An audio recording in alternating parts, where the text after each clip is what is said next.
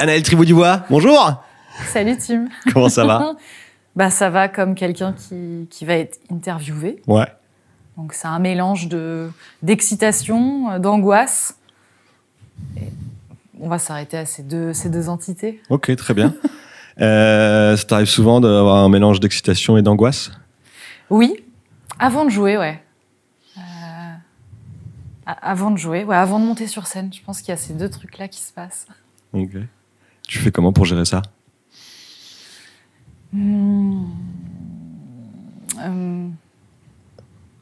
Petit rituel personnel, une petite sacralisation. Ouais, petit rituel, des petites choses que tu mets en place, mais qui sont des secrets. Ok. Pour apprendre à faire baisser la pression et à se mettre en état et en condition de jeu. D'ailleurs, là, j'ai absolument pas fait de rituel, tu vois. Je suis en train de me dire. Du coup, ça y est, je suis maudite. C'était bon. Pour c'est possible de mettre en place ces rituels rapidement? Non, là, c'est trop tard. Okay. C'est pas grave. Désolé. Je suis dans la gueule du loup. Ça t'arrive d'avoir des spectacles où il n'y a pas excitation et stress avant?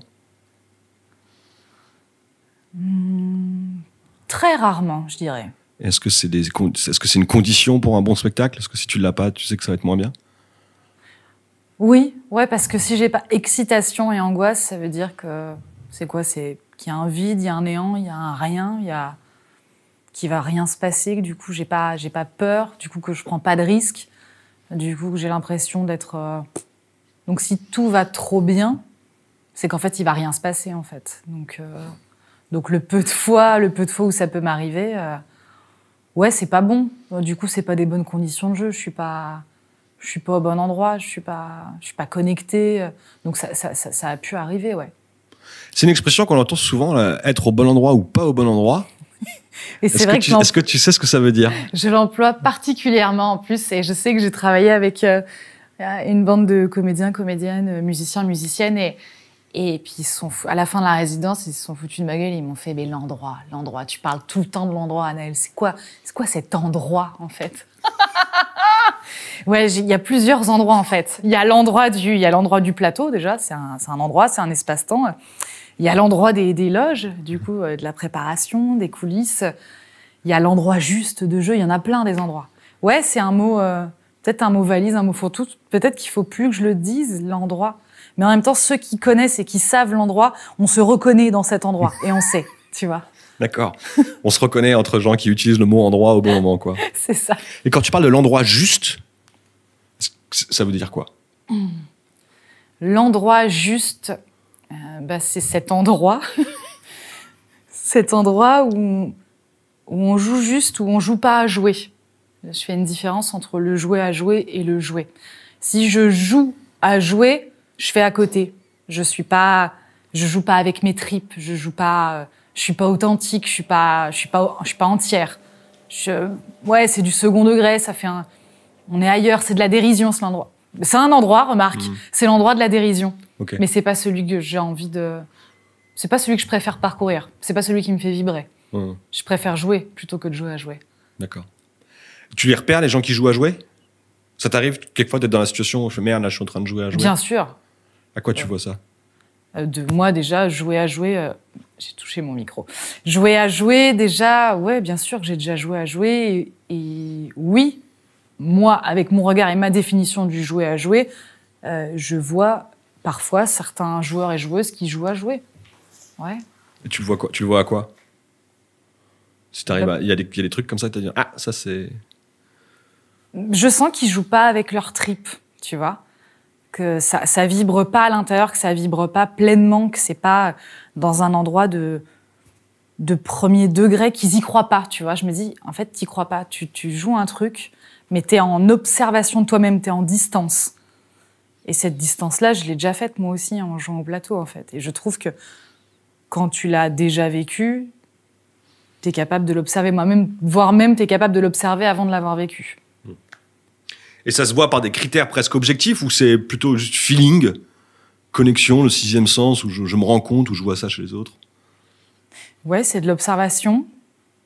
Non, je pense que même un public, tu mets un joueur ou une joueuse et deux joueurs au plateau, deux joueuses, un qui joue et une qui joue à jouer, le public est capable de le dire sans même avoir la définition de ce truc-là, je pense. C'est vraiment quelque chose, tu le sens, tu le vois. Et au plateau, ouais, tu le captes. Parce que t'es pas touché, en fait. Il y a un truc où je suis pas touchée. Quelqu'un qui va jouer à jouer avec moi, je me sens pas impliquée. Regarde, les enfants, ils jouent pas à jouer, ils jouent vraiment. Un enfant, il est à 100% dans son truc. Et il est capable de, en une fraction de seconde, tac, il joue plus. Tu vois, c'est pas un truc où tu joues pas toute la journée après être sorti du plateau. Mais par contre, quand il joue, bordel, quoi. Du coup, j'ai perdu le fil. Non, c'était ça. Ouais.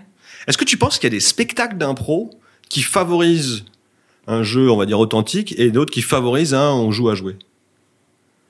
Ou c'est pas une question de spectacle? Non, c'est pas une question de spectacle.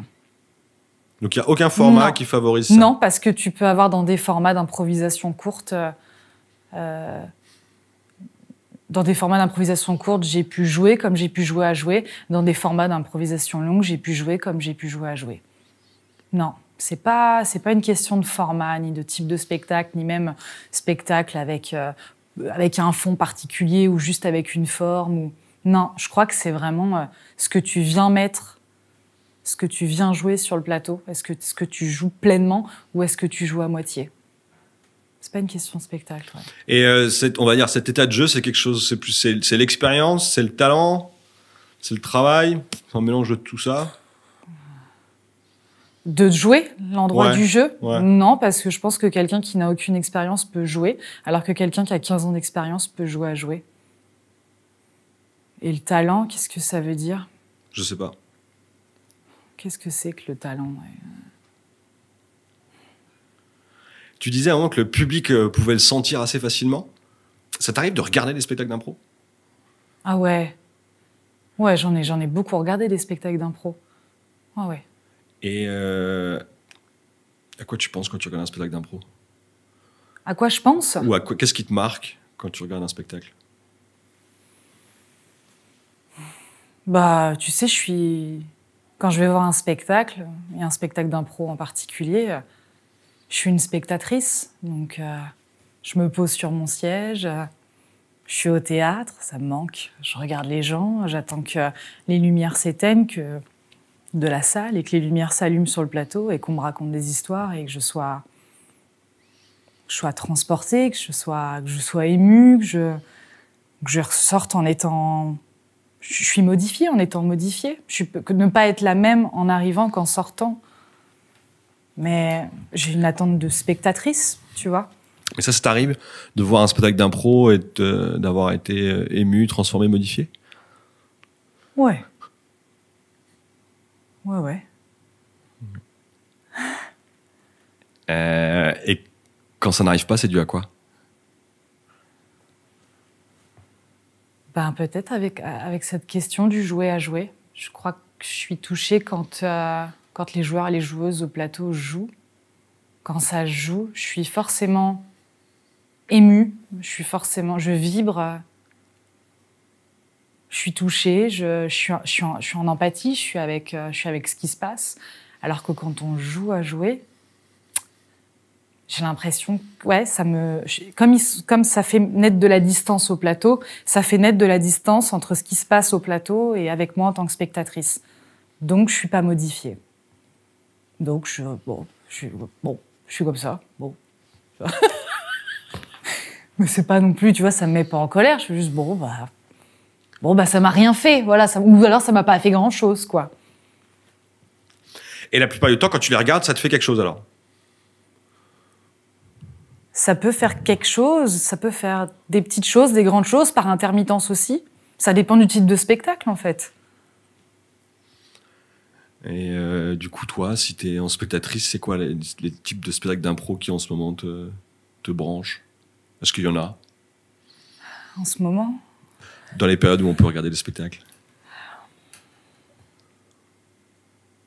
Je crois vraiment que n'importe quel spectacle d'impro peut me botter et peut me toucher et me touche si on joue au plateau, en fait. Si on joue avec ses tripes. vraiment. Je crois que j'ai pas envie de faire de classification. C'est est-ce que ça joue ou est-ce que ça joue à jouer. C'est juste ça, je crois. Il y a une rumeur qui dit que tu donnes des cours, hein? Je donne des cours, des ateliers d'impro. Je suis pédagogue, ouais. Tu es pédagogue. Ouais. Ah, ça, alors vas-y, c'est quoi la différence entre donner un cours et être pédagogue? Tu vois une différence là-dedans? Non, mais en fait, ça m'a souvent travaillé. Il y a quelques années, j'ai commencé à transmettre, à partager en 2012. C'est mes premiers cours d'impro que je donne à la Ligue universitaire d'improvisation d'Île-de-France, à Paris. Et à cette époque-là, on transmettait, on partageait, et on s'appelait formateur-formatrice. Et je l'ai souvent et longtemps utilisé, ce mot-là. Et puis un jour, quelqu'un m'a fait m'interroger sur ce mot même de formateur, formatrice. C'était qui? Quelqu'un qui forme. Former quelqu'un, comme tu es son Pygmalion, tu vas venir sculpter. Du coup, je trouve que... Et en fait, ça m'a réveillée sur cette notion de... Ah ouais, tout d'un coup, c'est une posture. D'un coup, tu te mets en figure d'autorité. Toi, tu sais, tu es le sachant. L'autre est l'apprenant et tu vas le modeler, tu vas lui faire des choses. Et en fait, ça a commencé à me déranger de plus en plus. Ce mot de formateur, formatrice, puisque je l'étais. De me dire, mais en fait, qui suis-je pour former quelqu'un? En fait, j'ai pas forcément envie de ça. Et cette personne, du coup, m'a éclairée sur la notion de pédagogue, de la définition. Pédagogue, c'est celui ou celle qui accompagne quelqu'un d'autre. Et j'ai trouvé ça très joli avec l'image de tenir la main dans la main quelqu'un, avancer à ses côtés et pas se mettre devant en position de. Et donc du coup, c'est vrai que maintenant, depuis, je dis pédagogue. Ça a changé quelque chose dans les cours? Si on dit cours, Ouais, enfin dans les ateliers, Ouais. Ouais, ça a changé, ouais, clairement. Mais je pense aussi que j'avais cette position de formatrice aussi quand tu débutes, surtout dans un endroit où t'es là, t'as tout un groupe, tu te dois tout d'un coup d'un devoir de leur transmettre quelque chose, de les élever au sens d'élévation, tu vois. Et ouais, ça a changé. Clairement, ça a changé. Je pense qu'avant, j'étais plus dans un rapport d'autorité, de vouloir prouver aussi. Il y a comme une place à gagner. En plus aussi, quand tu es une femme, dans le milieu de l'impro, pédagogue, il y a quelque chose qui est indescriptible, mais qui est comme... Ça va être encore plus dur. C'était le cas? Ouais, c'était le cas. T'as des souvenirs, des exemples où dire qu'il faut que je prouve ma place en tant que Ouais, parce que des fois, on me l'a pédagogue? fait sentir. En plus, j'avais attaqué... C'est-à-dire? J'étais jeune, j'étais plus jeune. J'étais une femme et c'est pareil, c'est indescriptible. C'est comme des choses qui peuvent se passer au plateau. On ne te les dit pas forcément concrètement avec des mots, on ne te le dit pas, mais on te le fait sentir. On te fait sentir quoi? On te fait sentir que tu es plus jeune. Je me suis retrouvée avec des groupes où j'avais des personnes plus âgées avec moi et des mecs. Et c'est indescriptible, ce truc de un regard, un machin, un mini dédain, un mépris, En fait, du coup, tout d'un coup, je sais pas, comme une peur que tu leur racontes la vie et puis que t'as rien à leur apprendre parce qu'ils sont plus âgés que toi. Et ouais, c'est déjà arrivé, ces choses-là. Donc du coup, tu veux faire ta place encore plus parce que tout d'un coup, tu te sens en position de vulnérabilité. Et depuis qu'il y a eu cette transition sur cet endroit de pédagogie, ça m'a beaucoup plus détendue, en fait. Je me suis dit, mais en fait, je n'ai aucune responsabilité.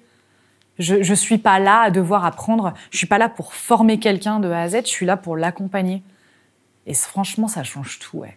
Ça change tout. Parce que déjà, de un, tu n'as pas la vérité absolue. Tu n'as même pas la vérité sur ce que tu entreprends. Vu que tu découvres des personnes que tu ne connaissais pas avant, tu es là pour aider, pour accompagner du mieux que tu peux des personnes qui ont envie et besoin d'être aidées et accompagnées dans leur processus de création. Donc ça change vraiment tout, ouais. Y compris le contenu? Ouais, le contenu change. Le contenu a commencé à changer aussi, ouais. Le comment a changé et le contenu aussi. Pareil, là, c'est un gros chantier sur lequel je suis dans la pédagogie, sur la différenciation entre exercice, jeu, consignes, règles du jeu. Et je me suis rendu compte qu'en impro, j'avais longtemps et beaucoup appris dans mon parcours, beaucoup d'exercices avec des consignes. Et que les jeux, avec les règles du jeu, pas beaucoup. Qu'est-ce que ça veut dire? C'est quoi ça, les jeux, les règles du jeu? Par opposition. T'as déjà entendu, on va faire cet exercice ou alors on va faire ce jeu. Ouais. Un exercice et un jeu n'ont pas la même portée. Un exercice, moi, ça me renvoie à l'école avant. Tu vois, un exercice, tu dois bien le faire parce que tu es noté derrière. Il y a des bonnes ou des mauvaises réponses. Donc, ça te met dans un endroit particulier de bien réussir. C'est pour ça qu'en impro, souvent, on nous disait « soyez pas bons élèves, soyez pas bon élève ». Ouais, mais en même temps, tu me demandes de faire un exercice. Comment tu veux que je sois pas bon élève ou bon élève, en fait? C'est forcément que je vais essayer d'être bon élève sur un exercice. Un jeu, c'est un jeu. Just a game. Il n'y a pas de réussite derrière. Il n'y a pas de... Justement, l'erreur va t'aider à évoluer. C'est pas un échec. Alors que dans l'exercice, toute l'imagerie, elle est présente. Donc, je fais cette distinction aussi, tu vois. Mais est-ce qu'il suffit de changer de nom? Genre, on joue à... je sais pas moi, un transfert d'énergie, un cercle d'énergie. Si je dis c'est un exercice qui s'appelle cercle d'énergie et si je dis c'est un jeu qui s'appelle cercle d'énergie, tout change? Non, parce que par exemple, le IA, c'est un exercice, c'est pas un jeu. Pourquoi? Parce qu'on donne... IA, donc avec toutes les... En fait, tu n'as pas le choix que d'eux.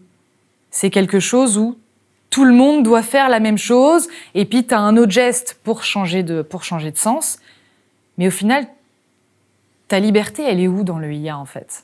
Quelle liberté tu peux prendre à part faire IA, oh IA, tu vois? Ouais. Qu'est-ce que tu... C'est vrai que tu rentres dans un moule de formatage dans cet endroit-là. Et tu peux te sentir crispé. Donc... Mais après, c'est pas grave. Hein. Moi, souvent et longtemps, les exercices, j'ai réussi à trouver un endroit de liberté dans l'exercice. Tu peux, mais en fait, ta liberté, elle est pas totale. Mais je suis en chantier, donc j'aurai pas toutes les réponses encore là-dedans par rapport à ça. Je suis en train de trier justement tous les jeux exercices en ce moment. Et je suis en train de regarder qu'est-ce qui est une consigne, qu'est-ce qui est une règle du jeu, qu'est-ce qui va me donner de la liberté et qu'est-ce qui me fait croire que j'ai la liberté alors que j'en ai pas. C'est mon gros chantier, j'espère que ça sera prêt pour cet été. Donc si je comprends, dans l'exercice, il y a la notion de bien faire et un cadre très fort avec peu de liberté, ou dans le jeu... Dans le jeu, il y a un cadre aussi. Il y a un cadre, mais il y a une liberté et le plaisir de jouer avant de réussir. Ouais, il y a le plaisir du jeu. Alors dans le jeu, pour moi, il y a le cadre, il y a le plaisir du jeu, ça c'est clair, et il y a trouver sa liberté dans la contrainte. Dans l'exercice, tu as les consignes et tu suis le rail. Bom, bom, bom, bom. T'as pas le choix t'as pas ton... T'es contraint, mais contrite. Voilà. T'es pris dans le moule, t'es formaté, en fait. Est-ce qu'avec ce rapport à une nouvelle pédagogie, ça t'a donné des nouvelles thématiques? Est-ce qu'aujourd'hui, il y a des thématiques qui t'inspirent plus que d'autres? Ou qui te tiennent à cœur?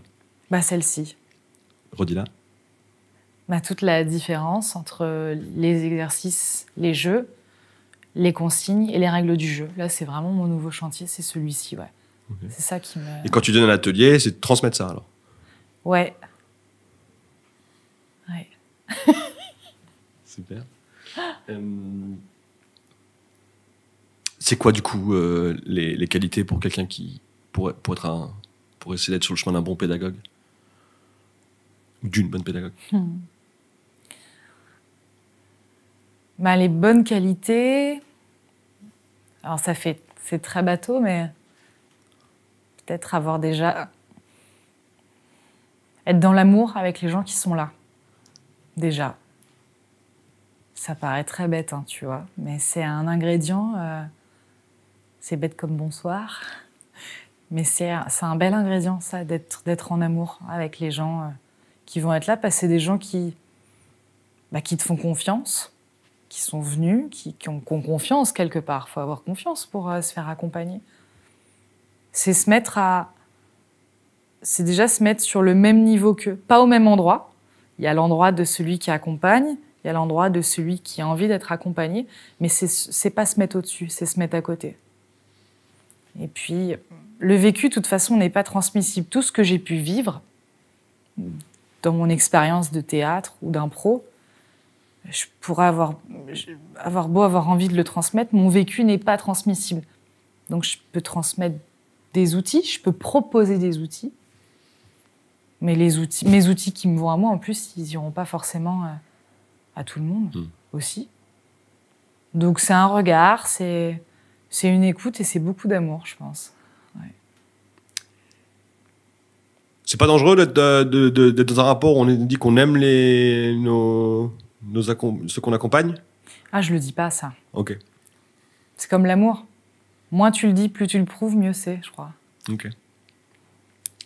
Il y a des thématiques qui t'animent. Quand tu dis, ok, j'ai le choix, je te dis, tu fais un atelier d'impro, j'ai besoin d'une thématique, tu irais vers quoi?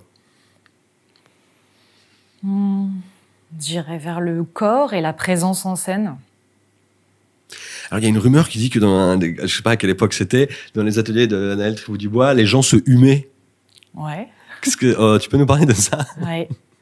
Bah, je suis une descendante de la méthode Alexandre Del Perugia. C'est cette personne qui m'a beaucoup éveillée sur ces questions-là et qui m'accompagne encore. C'est lui qui m'a donné la direction de l'école d'été à l'hostellerie de Pont-Tempéra. Et c'est avec lui que j'ai découvert le humer. Bon, ce qu'il faut savoir, c'est que je l'ai transformé, je l'ai modifié, parce qu'avec Alex, quand on était au plateau, on se humait très rapidement. Donc, on venait se sentir, se respirer, hein, on venait prendre l'énergie, l'odeur, mais c'était très court. Il a toujours fait ça de manière très courte. Moi, je me suis dit, et si je développais un peu? Donc, j'ai développé cette expérience et il est arrivé que je fasse des parties de humage de 45 minutes. Ouais. Donc, on se hume, c'est ça? On se renifle en quelque sorte, quoi. Non, on se renifle pas. On se renifle pas, alors voilà. Justement, on se renifle pas le cul comme des chiens. Non, parce qu'on n'est pas des chiens, en fait. On est des êtres humains. Donc, les chiens se reniflent le cul, les êtres humains se hument. Exactement. C'est c'est la forme plus humanisée de notre remarque. C'est peut-être quasiment la même chose. On vient se respirer, on vient se sentir, on s'ancre. Donc, ce qui est important, c'est de tenir ça, que les deux participantes tiennent l'en vertical, d'être bien en conduction osseuse, et puis de venir... En quoi? En conduction osseuse, donc avec ton squelette. Debout, quoi. Tu sais, ouais, debout sur bien tes os, okay. Bien tes os bien plantés. Et puis de venir se respirer, peut-être quelques contacts physiques, sentir le battement du cœur, les odeurs. On n'ose pas, c'est vrai qu'il y a une barrière tout le temps, un peu une barrière sociale, puis encore plus, là, bon Dieu, en ce moment, pas se toucher, pas se machin. Donc en fait, il y a des choses qu'on n'arrive pas à déceler. Et une fois qu'on a passé ces barrières-là, d'être proche, on capte d'autres choses, et ça nous permet de jouer ensemble, de mieux jouer ensemble au plateau. Enfin, en tout cas, c'est une de mes croyances. Et donc, ça vaut le coup de se humer pendant longtemps, quoi? Oh, pas forcément. Moi, j'ai poussé l'expérience longtemps, mais qu'est-ce que ça crée? Ça peut être bien. Une fois qu'on a bien humé, ça donne donc des prédispositions à jouer? Ouais, je pense que ça donne des bonnes prédispositions à jouer parce que ça permet déjà de te libérer d'un poids de... Les premiers tours, si par exemple on est 10 à jouer au plateau et que tout le monde va se humer, les premiers tours, t'es un peu comme ça, t'es sur toi, on va me toucher, on va me sentir. Donc il y a le temps que tu fasses quelques tours avec certaines personnes et puis après, en fait, où en fait, c'est pas grave, bah ouais, t'arrives et ça te rapproche de ton être un peu profond, je dirais. Et pour être juste au plateau, il faut juste être. Donc ça rapproche de cet endroit ça fait descendre la pression, on est plus connecté à l'autre, ouais, ça libère, je trouve que ça libère. Ça détend, ça libère, ça te connecte. Il faut combien de tours à peu près pour que je me sente à l'aise? Oh bah ça c'est toi qui le diras, ça. Chacun et chacune est différent. Puis il y en a qui n'ont pas besoin de ça, il y en a qui veulent absolument pas ça. Et je le respecte totalement. Qu'est-ce que tu fais s'il dit « moi je hume pas » ? Ah non, mais d'ailleurs c'est une règle du jeu que je pose avant ça, c'est si vous jouez si vous avez envie de jouer. Si vous n'avez pas envie de jouer, vous ne jouez pas. Il n'y a aucune obligation à jouer à quoi que ce soit. C'est l'enfer sinon, t'imagines ? te forcer à faire quelque chose que tu n'as pas envie de faire. Tu énonces les règles du jeu, qui veut jouer, joue, monte et le fait. Il y en a qui peuvent s'arrêter aussi, tu le fais une fois, tu n'as pas envie, tu t'arrêtes, bah tu te mets sur le côté, tu observes. Et on n'est pas là pour s'emmerder quand même. Hein. Ouais. On est là pour prendre du plaisir, pour être bien, pour partager un bon moment. On n'est pas là pour se faire du mal, ni pour se faire souffrir. C'est facile d'accompagner un élève justement dans cette dimension-là? Dans cette dimension. De dire t'es là pour prendre du plaisir. Si tu vois quelqu'un qui se fait violence, comment tu fais pour désamorcer? Il y a des tips?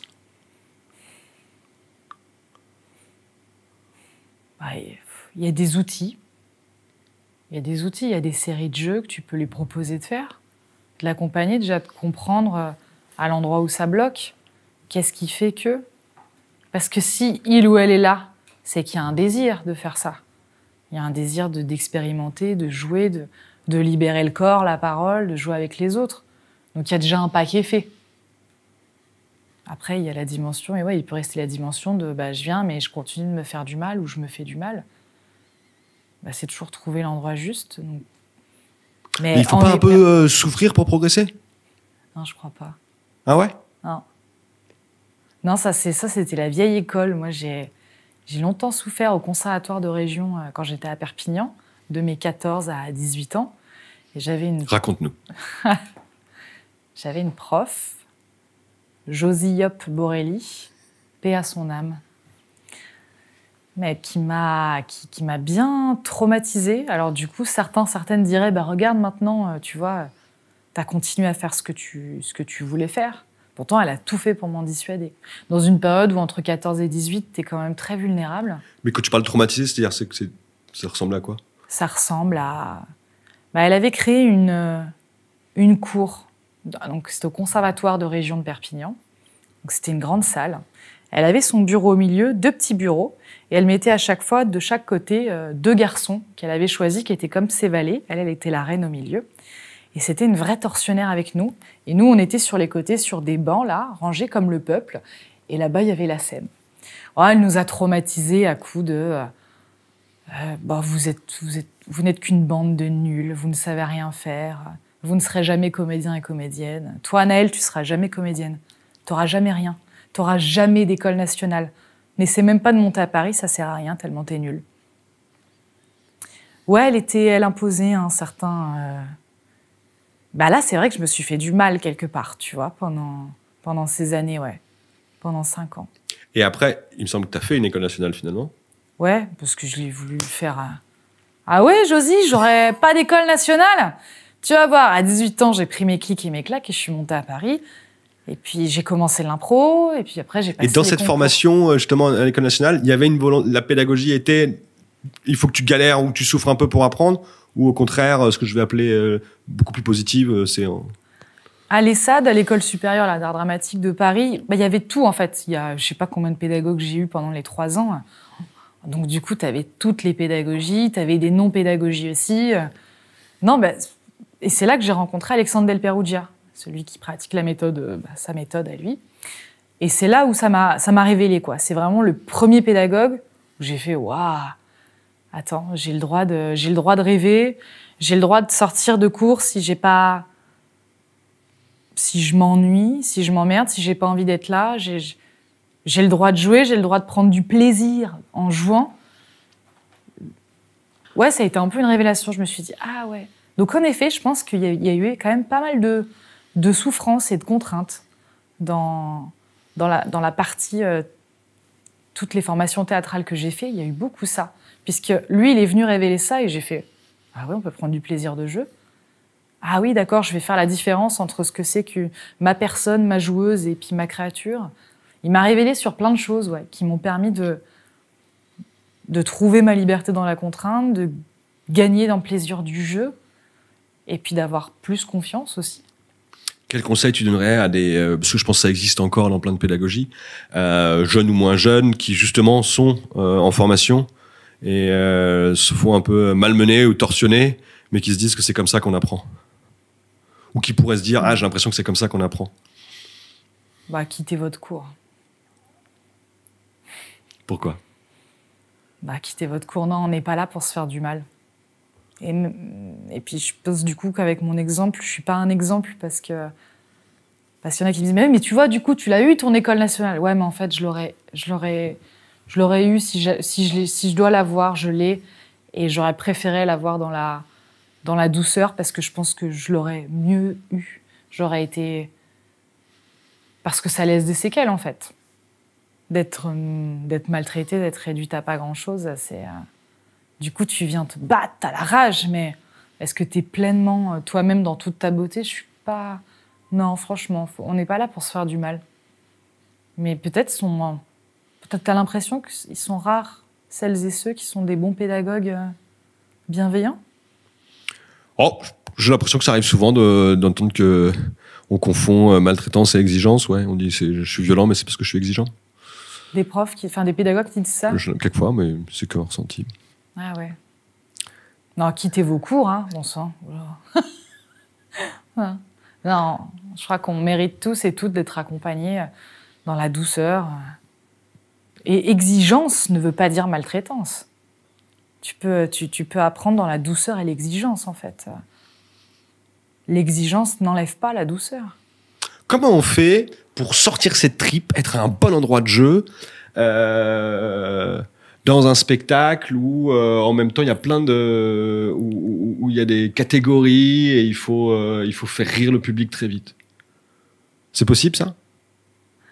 Alors, est-ce que c'est possible de sortir ses tripes? Ouais, sur une chantée avec thème il y a plus de nougat. Ouais, je pense que c'est possible. Ouais, c'est possible. Bien sûr. En solo ou en... Tu veux, en duo ou en solo? Bien sûr que c'est possible de sortir ses tripes sur une impro chantée. J'aime le nougat. Évidemment. Évidemment que c'est possible. Pourquoi ça serait pas possible, en fait? On en revient à la question du jouer ou du jouer à jouer. Si je joue, j'aime le nougat et que je le sors avec mes tripes, je suis capable et peut-être de retourner dans toutes ces émotions le public, que ce soit du rire ou des larmes. Mais par contre, si je joue à jouer, j'aime le nougat, alors là tu sors pas tes tripes. Hein. Là, tu fais semblant, t'es à distance, tu fais de la dérision, là, tu sors pas tes tripes. Mais si tu joues, bien sûr. Pardon. Ça t'est arrivé de gérer des groupes en vue d'un spectacle? Je pense que tu as fait avec les Parvenus avec Persona, c'était pas mal toi qui gérais ce groupe? Oui, j'ai géré ce groupe-là avec le collectif Les Parvenus, avec le spectacle Persona, dont j'ai signé la création originale et la co-direction artistique avec Laurent Franchi. C'était quoi l'ambiance? Comment tu produisais le fonctionnement artistique de ce groupe? Si tu veux dire, ok, j'ai voulu créer quoi comme logique de travail, comme ambiance dans ce groupe? Alors moi, j'ai pas voulu créer quelque chose. Il y a quelque chose qui a voulu se créer collectivement. C'est vrai qu'on s'était retrouvés avec ce groupe-là. On avait envie de réfléchir et de jouer, et puis d'avoir des trouvailles. On avait un peu aussi envie de révolutionner quelque chose, je pense, à cette époque-là, avec cette tranche d'âge-là, tu vois, et toute la fougue que ça peut créer, que ça peut émaner sur les nouvelles formes d'écriture théâtrale. Parce qu'on avait tous et toutes ce parcours on a fait des études théâtrales poussées, et en même temps, on a ce parcours aussi d'impro très ancré. Et on avait envie de créer un spectacle qui puisse lier ces deux chemins qui étaient souvent séparés, quoi, tu vois. Ou soit quand Pourquoi c'était séparé? Ça, je sais pas. Franchement, j'ai jamais trop compris. À l'époque, hein, je pense que là, maintenant, ça a nettement changé, mais à l'époque, c'était quand tu faisais l'impro, ceux du milieu du théâtre faisaient « Ah ouais, tu fais de l'impro ?» Ouais, bon, des trucs... t'étais pris un peu... t'étais pris pour quelqu'un qui faisait uniquement du divertissement, de l'animation, quoi. Et côté impro, quand tu disais aussi que tu faisais du théâtre à côté, on te faisait comprendre que tu te la racontais un peu, quoi. Mais pour celles et ceux qui ont ces deux parcours similaires, c'est vrai que tu dis, non, en fait, c'est deux disciplines des arts de la scène, mais on joue, en fait. Je joue en impro, je joue en théâtre, je joue, quoi. C'est du jeu, en fait. Et on avait du coup envie de créer, ouais. Mais il y a une différence. Tu sens une différence d'univers encore maintenant ou plus trop? Plus trop. Je crois que ça c'est plus trop. Non, ça s'est mêlé. Mais à l'époque, oui, je chantais l'écart, tu vois. Et puis il y avait peut-être aussi moins de propositions de spectacles.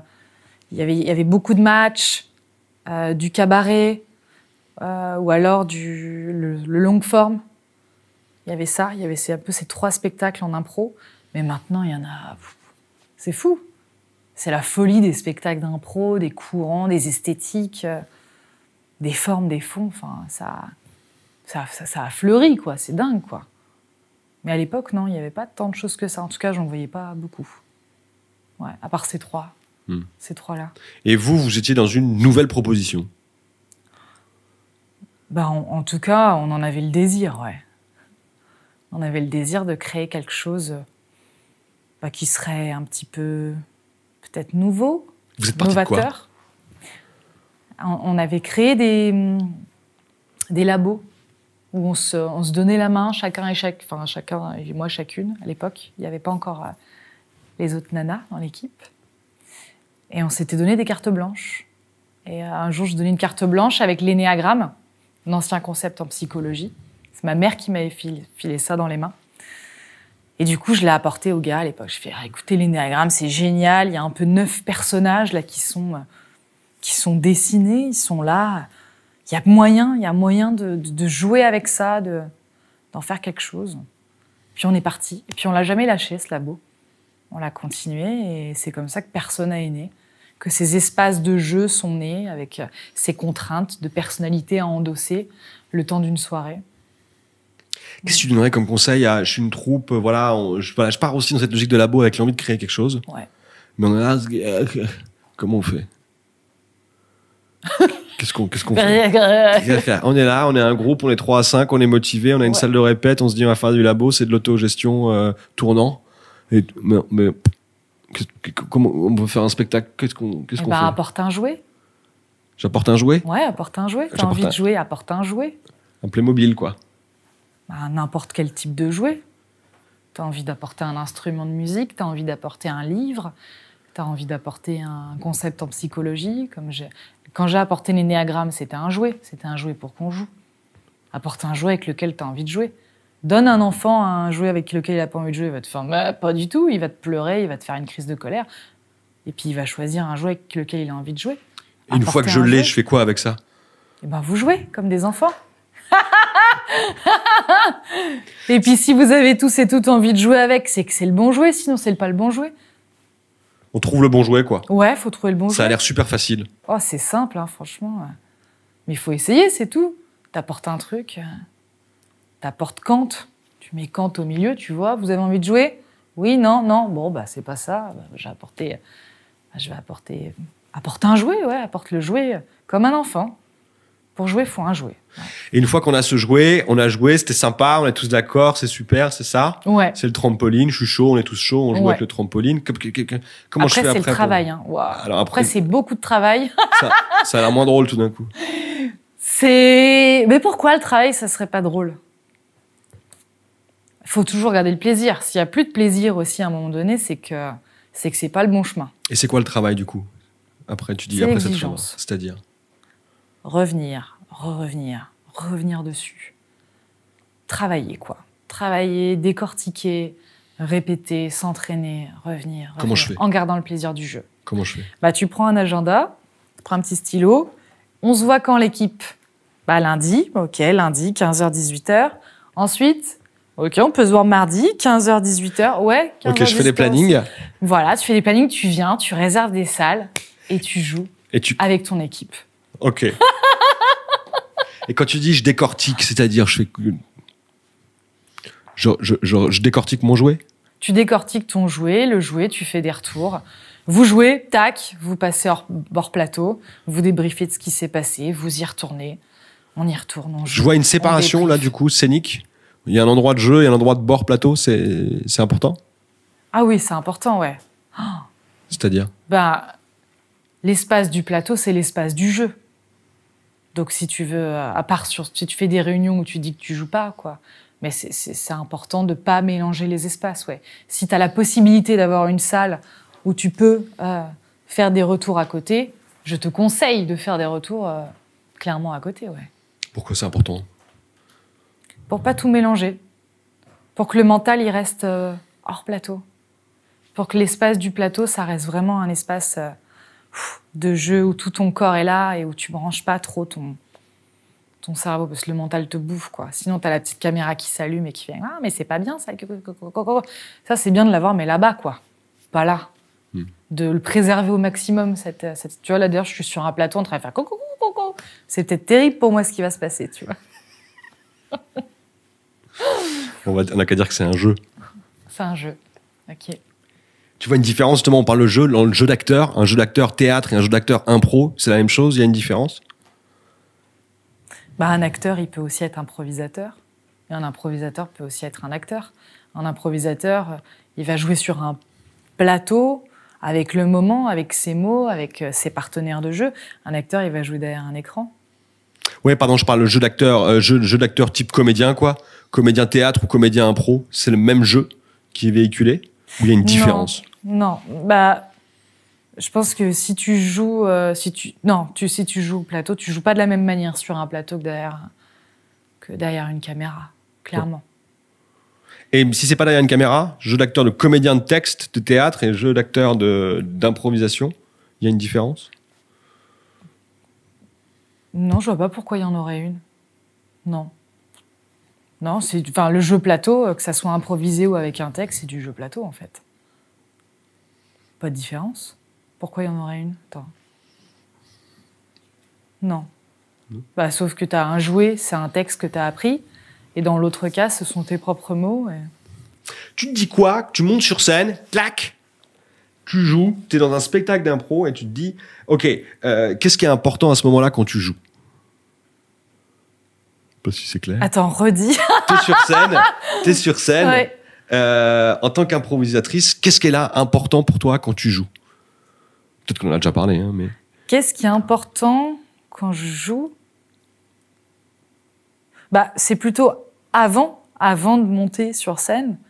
Je vais peut-être me faire une petite commande sur ce que j'ai envie de vivre ce soir.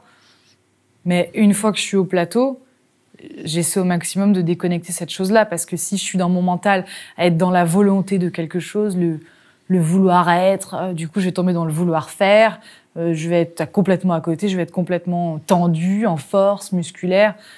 Donc c'est plutôt avant que je vais peut-être poser une commande pour dire, tiens, ce soir, et là les commandes elles sont multiples et infinies. Ça marche ça? Qu'est-ce que j'ai Je me mets envie? une commande ce soir, qu'est-ce que j'ai envie? Ouais, qu'est-ce que j'ai envie ce soir? J'ai envie d'être connectée avec mes partenaires de jeu, j'ai envie de prendre du plaisir de jeu, j'ai envie de délirer ce soir, j'ai envie de sortir mes tripes et de pouvoir le faire. Elles sont infinies, ces commandes. En impro, tu peux te le permettre. Ça marche de dire je me fais une commande et je l'applique. Pour moi, ouais. Ça marche pour les autres, j'en sais rien. Chacun ses trucs. Je suis en train de donner tous mes trucs, j'espère que je vais avoir un gros chèque à la fin quand même. C'est prévu. Tu joues un spectacle qui s'appelle Césure. Tu jouais, un spectacle qui s'appelle Césure, avec un collègue belge. Ouais.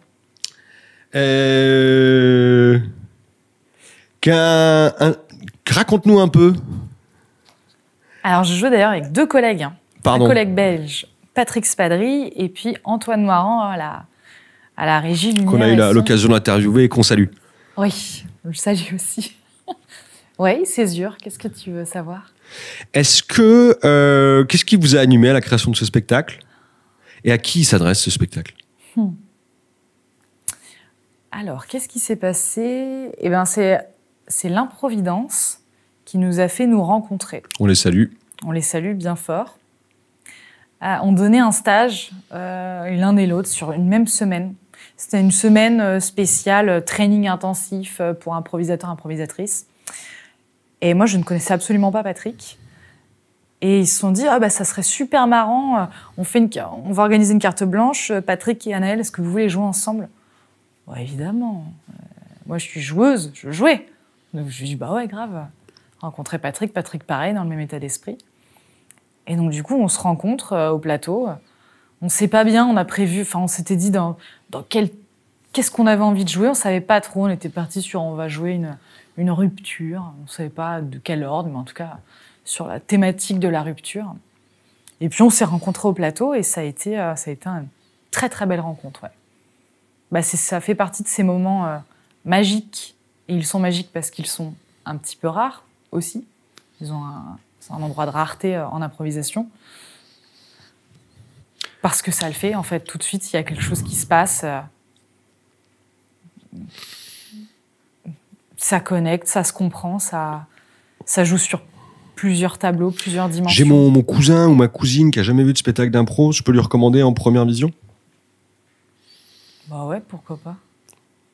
Pourquoi tu dis ça? Parce que tu veux dire quelque chose? Non. Tu l'as vu, Césure? Non, je l'ai pas vu. Ah. C'est pour ça que je veux savoir avec qui je vais pouvoir le regarder. Bah, t'imagines s'il y avait des spectacles où il fallait se dire « Ah non, est-ce que tu fais ça au théâtre de dire « Non, tu vas pas voir celui-là parce que t'as pas vu les autres avant ou d'autres types ?» Non, en fait, tu vas au théâtre, quoi. À moins que ce soit un truc d'âge. Bah non, là, je crois que Césure, on l'avait mis à partir de 12 ans, je crois, un truc comme ça. Pourquoi? Parce qu'on comprend pas en dessous? Non, parce qu'il peut y avoir des thématiques qui sont abordées que des parents peuvent ne pas forcément avoir envie de voir avec leurs enfants, tu vois. Comme il y a des films. Je vais pas donner l'exemple du film X, mais Oui. Césure n'est pas un impro X. Non, il y a même plein de films connus sont interdits moins de 12 ans. Bah ouais, il y a des... Ouais, ça oui. Mais alors, par contre, de dire... Alors ça, premier spectacle d'impro, ce que je vais voir, mais va voir ce que tu veux. Commence par un long forme, commence par un match, commence par un césure, commence par un persona, commence par un 2, par un bio, par un ce que tu veux. Il y a surtout, ça serait l'enfer de dire il faut d'abord avoir vu ça, puis ça, puis ça. Mais est-ce qu'il n'y a pas une idée? On se dit quand même, bon, on va voir de l'impro, c'est le divertissement. L'idée, c'est de pouvoir rigoler. Et si ça remplit pas cette charte de fabrique, je les mets dans les spectacles d'impro à part. Mais qui veut ça? Voir un spectacle d'impro pour rigoler? Ouais. Je sais pas, plein de monde, je pense, non? Plein de monde? Non. Bah dans ces cas-là, peut-être ce qu'ils peuvent faire, les gens, c'est au téléphone. Ils se renseignent, ils demandent un petit peu peut-être le pitch du spectacle. Est-ce que Césure, c'est un spectacle où on rigole? Eh ben, je pense que nous, on aurait pu répondre, on ne sait pas. Mais par contre, on peut pas du tout vous garantir qu'on va rigoler. Il y a des césures qui ont été drôles, il y a des césures qui ont été pas drôles du tout. Donc, si après qu'il y a quelqu'un qui est chouette à la billetterie puis qui connaît un peu le spectacle, il peut le pitcher et donc il peut orienter. C'est facile à assumer, de dire ok, je fais un spectacle d'impro, mais il sera pas drôle. Ouais, enfin moi je l'ai vite assumé ça de faire des spectacles ou en tout cas de créer ou de co-créer des spectacles qui n'allaient pas forcément être drôles, ouais. Parce que j'en avais envie aussi, ouais. Ça change quoi? Ça change quelque chose? Par rapport à... Par rapport aux autres spectacles où on se dit ok, j'ai une logique de divertissement, entre guillemets, je veux que ce soit drôle pour que les gens se divertissent. Mais c'est génial le divertissement. Et après de dire ok, j'ai peut-être pas envie qu'ils se divertissent, mais en faisant quelque chose, ou alors je veux qu'ils se divertissent, mais pas du tout par l'humour. Ouais. Le divertissement, l'animation, c'est génial. Animation, animer, mettre le feu à quelqu'un, c'est génial. L'animation, c'est beau, le divertissement, c'est beau, comme aller dans d'autres endroits, c'est beau aussi. Ça peut dépendre de ce que veut vouloir voir le spectateur ou la spectatrice avant un spectacle. Et puis même, peut-être je pourrais lui conseiller, lui dire laisse-toi traverser, laisse-toi porter. Peut-être tu vas avoir envie de prime abord de rigoler, mais tiens, peut-être que tu vas être surpris de découvrir autre chose en fait. Est-ce que tu t'es senti quelquefois sur scène justement prisonnier de cette nécessité de faire rire? Oui, parce que parfois il y a des types de spectacles. C'est-à-dire? Des catchs par exemple. Ouais. Le catch qui pour moi est vraiment l'endroit, la forme la plus... celle avec les costumes, le ring, vraiment tout le cérémonial hyper imposant. Celui-ci, ce format-là, ouais, il demande du rire. Ouais. Clairement, on est dans un endroit de... Là, oui. Puis même, c'est signé, en fait. C'est signé sur ton petit papier, la petite brochure que tu distribues aux gens ou le truc qu'ils ont lu avant de venir. Donc là, ouais, là, t'as passé un accord. Un accord, il est là, en fait, c'est marqué. Ça va être drôle. Donc là, t'es obligé. Donc après, c'est sûr qu'il y a des soirs, en tant qu'improvisateur, improvisatrice, moi, je peux parler pour moi, il y a des moments, tu peux avoir le mojo et t'es là et waouh, tout va bien. Puis il y a d'autres moments, ouf. Puis plus tu veux faire rire, moins tu fais rire, quoi. Donc C'est vrai, ça? Bah ouais. Plus Bah t'as envie ouais. de faire rire, moins tu fais rire. Ah ouais, plus t'as envie de faire rire, je crois, plus t'es dans la volonté de faire rire, moins tu fais rire, ouais. Est-ce qu'il y a, chez toi, c'est une discipline très éphémère, est-ce qu'il y a une volonté de laisser une trace quand tu joues? Laisser une trace. Ouais. Tu joues un spectacle, ils vont oublier, c'est pas grave? Ou on le reverra plus jamais? Mais t'imagines si je prends cette responsabilité sur les épaules? Du coup, j'en dors plus, quoi. Non, j'espère qu'ils vont. J'espère juste que. Bah, que le public va être content d'être venu. Content d'avoir vécu des émotions, d'avoir vibré, d'avoir été transporté, d'avoir vécu un moment hors du temps, dans un espace-temps particulier, parce qu'on lui a raconté une histoire, mais une trace. La trace d'avoir passé un bon moment, qu'il ait ri ou qu'il ait pleuré, ou qu'il ait été transformé, ça oui. Enfin, c'est peut-être ça une trace d'ailleurs, je sais pas qu'est-ce que tu entends par trace en fait. Quelque chose qui marque. Un spectacle marquant? Oh bah ça peut être chouette, ouais, c'est sûr. Ça peut être chouette que le public se dise « Ah tiens, celui-là, ce spectacle, je m'en souviendrai ». Mais je sais pas si un de mes spectacles a pu provoquer ça chez des gens en fait. Je sais pas s'ils s'en souviendront dans 10 ans, dans 20 ans, dans 30 ans. Oh, j'en ai aucune idée quoi. Je reviens en arrière à un moment quand tu parlais de votre collectif des parvenus. Tu disais à l'époque, quand j'étais l'une des rares nanas et avant qu'il y ait les autres nanas, comme s'il y avait deux périodes. Ouais, il y a eu 2 périodes. Bah, il y a eu la période de création avec Laurent Franqui, Sergueï Verseil, Bruno Coulon, Maxime Robert, Mathias de Gail et moi-même, qui nous connaissions de nos écoles et de l'impro. Et puis après, on a recruté, plus tard, on a recruté des femmes, Laetitia Biche, Lisa Perriot et Mélodie Leblé. C'était volontaire, du coup, de recruter Oui. que des nanas? Ouais. Pourquoi? Bah, pour rééquilibrer. C'était important? Ouais, c'était important, ouais. Pourquoi? Bah, parce qu'il y avait beaucoup de mecs au plateau. J'étais la seule femme. Donc, quelque part, forcément, il y a un déséquilibre qui se crée dans ce que tu peux raconter. Ouais, c'était important d'avoir des femmes. C'était une volonté commune des mecs ou de toi? Commune. Ouais, commune. Et c'était le fruit de ok, il faut que les autres voient qu'on est un groupe mixte, ou nous, on a envie d'énergie ou de présence féminine? Ou les deux? Bah non, ça part plutôt d'une envie interne. Je veux dire, est-ce que ça serait lié à une image extérieure de Ça dire... peut. Oh, peut-être inconsciente, ouais, c'est possible aussi que ça ait joué. Ouais, de vouloir... Oui, c'est possible. Oui, parce que pendant longtemps, en impro, en fait, il y avait beaucoup plus de mecs à chaque fois sur scène que de nanas. Hein. Et puis c'est vrai que pendant longtemps, personne s'en est trop soucié, quoi.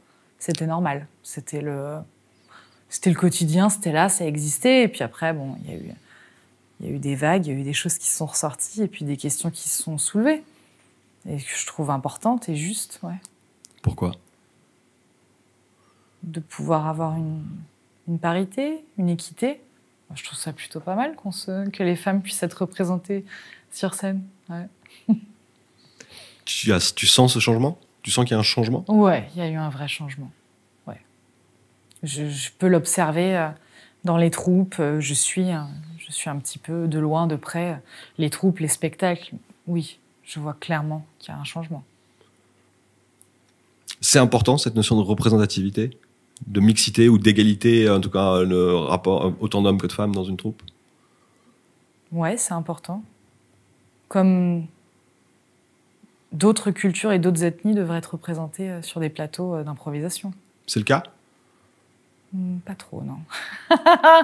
Toi-même, tu sais, non? D'ailleurs, t'as pas fait un spectacle, d'ailleurs, une fois pour un moment de la journée de la femme ou l'occasion de la journée de la femme de créer un spectacle? Ou je me trompe? Pour le 8 mars? Ouais. Pour la journée de la femme? La journée internationale des droits de la femme? Ouais, la journée de lutte pour l'égalité des droits entre les femmes et les hommes. Ouais. Pardon, la journée de lutte Sinon, pour c'est l'égalité de sinon, droits c'est- entre les hommes et les Sinon, femmes? c'est la journée de la jupe, quoi. Ouais. D'accord, pardon. Non, autant pour moi. Ouais. C'est pour ça qu'on a encore un petit peu de chemin, tu vois. On Bien sait. sûr. Et j'ai des grosses lacunes sémantiques. C'était quoi? C'était une volonté, une occasion de faire un spectacle pour le 8 mars? On a joué avec le spectacle Délibération féminine que j'avais créé auparavant avec Gabriel Pichon à Brest. Et du coup, on l'a fait à Lyon. Aussi, on a fait une partie de jeu à Lyon avec Paola Vigoroso et Jeanne-Victoire David. Et c'était quoi l'idée? L'idée de Délibération féminine, c'est un spectacle, c'est une ouverture plateau avec uniquement des femmes au plateau. Le concept, c'est j'invite des artistes, elles posent une problématique, des questionnements, des questions, et on construit le spectacle en résidence au préalable avant. Et puis on joue. On apporte des paroles de femmes, des questions de femmes. Il y a une alternance entre une partie de femmes qui sont à une terrasse de café, qui discutent, et puis des parties plus rêvées, fictionnelles, oniriques au plateau. Et c'est un aller-retour comme ça, entre ces deux espaces. Et ces trois femmes qu'on retrouve aux terrasses de café et puis qu'on retrouve au plateau. Ce qu'on peut dire que c'est quoi? C'est un spectacle artistique, engagé, sociétal, on s'en fout? C'est un spectacle avec des femmes au plateau qui vont aborder des questions de femmes. C'est quoi ça, les questions de femmes? Après, est-ce que c'est artistique? Ouais, c'est un spectacle. Donc c'est un spectacle web. Quand tu parles de questions de femmes, ça veut dire quoi? Par exemple, avec Gabrielle, on voulait travailler, elle avait un désir de maternité à l'époque. Alors, je la salue, elle est maman maintenant. On salue Gabrielle Pichon de Bretagne, c'est ça? De Brest. Ouais. Brest, c'est en Bretagne. Il me semble. Ouais. J'ai des problèmes sémantiques. Ouais. Et donc, on s'est questionné sur cette chape qui nous incombe à nous, femmes trentenaires, de est-ce qu'on doit avoir des enfants? Oui, pourquoi? Tout d'un coup, ces gros questionnements qui nous arrivent sur la tronche, alors qu'on n'y a pas pensé, pas forcément. Ou on veut pas, on sait pas, on est perdu là-dedans parce que nos sociétés changent et bougent. Et qu'à l'époque, à 30 ans, dans la génération juste avant, ouais, t'avais déjà 1, 2, 3 enfants. Là, maintenant, les choses ont changé. Les femmes sont plus impliquées dans une vie professionnelle et on laisse moins la place aussi à ça. Enfin, ça bouge, quoi, tout bouge. Donc, on a fait ce spectacle-là, on l'a créé comme ça, autour de cette question. Comment on fait pour créer un spectacle d'impro où tout est libre, avec un contenu ou une problématique qu'on veut quand même délivrer? Comment je peux être libre, sachant que je dois balancer un contenu? On peut réfléchir à une ossature dramaturgique, comme des tableaux. Une ossature dramaturgique? Ouais. Une idée de tableau, de se dire il y a un tableau 1, tableau 2, tableau 3. Tu sais à peu près la question que tu as envie d'aborder, ce que tu as envie de traiter, boum, boum, boum. Mais rien n'est écrit. Il n'y a pas de début, il n'y a pas de fin qui est écrit, il n'y a pas de dialogue qui est écrit au préalable. Il n'y a pas de déplacement qui est noté. Mais tu as un univers, tu as une question qui va être abordée.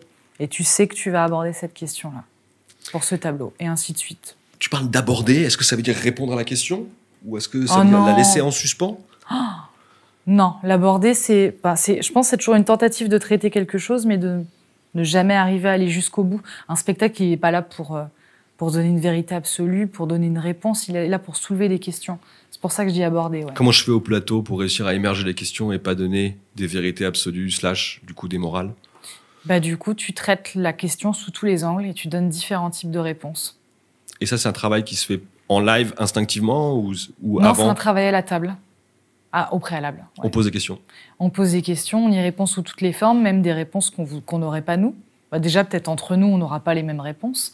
Et puis, on va aller chercher toutes les réponses possibles, tous les points de vue, Ouais. Et on va les emmener au plateau. Parce que si tu commences à faire un spectacle où tu sais déjà la question que tu vas poser, puis tu sais déjà exactement la réponse que tu vas donner, là, tu tombes dans quelque chose de très dictatorial, moraliste, moralisateur. C'est pas ça, pour moi. Un spectacle, ça doit soulever des questions, ça doit pas te donner une réponse. T'as d'autres techniques pour comment on fait? Non, j'ai pas d'autres techniques.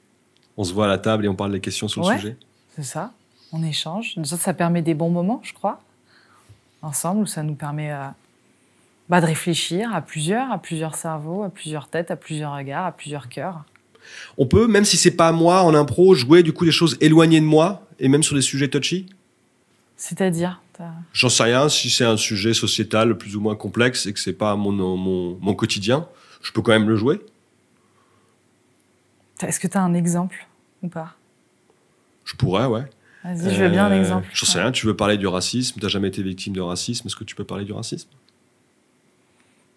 Je pense que tu peux le parler, mais de ton point de vue. Je pense que ça peut être acceptable si tu restes à ton endroit.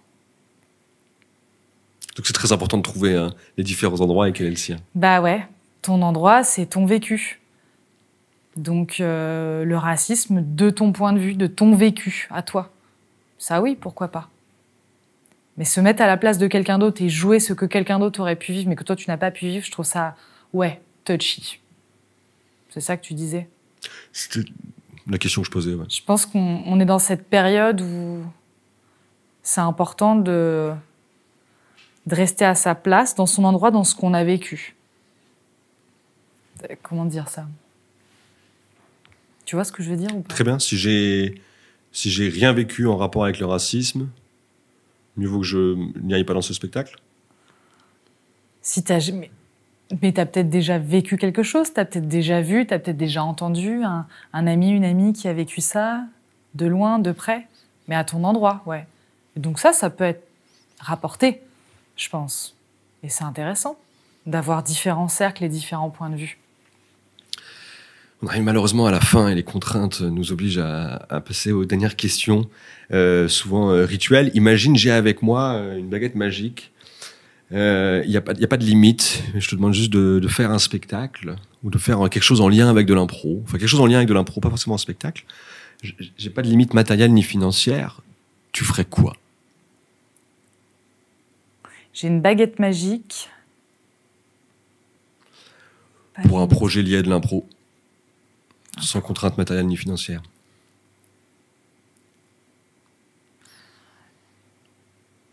Je crée un énorme festival sur 1 mois à l'hostellerie de Pont-Tempéra, dans ce lieu magnifique et incroyable.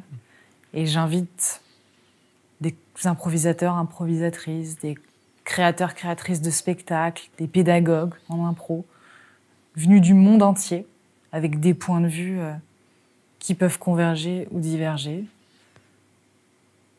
Et je les fais jouer, et workshop, jeux, spectacles, ouverture publique, ouverture aux gens du coin. Ouvert pour les gens du coin et du Haut-Forez en priorité, important. Ouais, c'est ça, je fais. Après tout ce qu'on vient de se dire, Anaëlle, pourquoi est-ce que tu fais de l'impro? Et pourquoi j'en ferais pas? Anaëlle Tribault-Dubois, merci. Merci.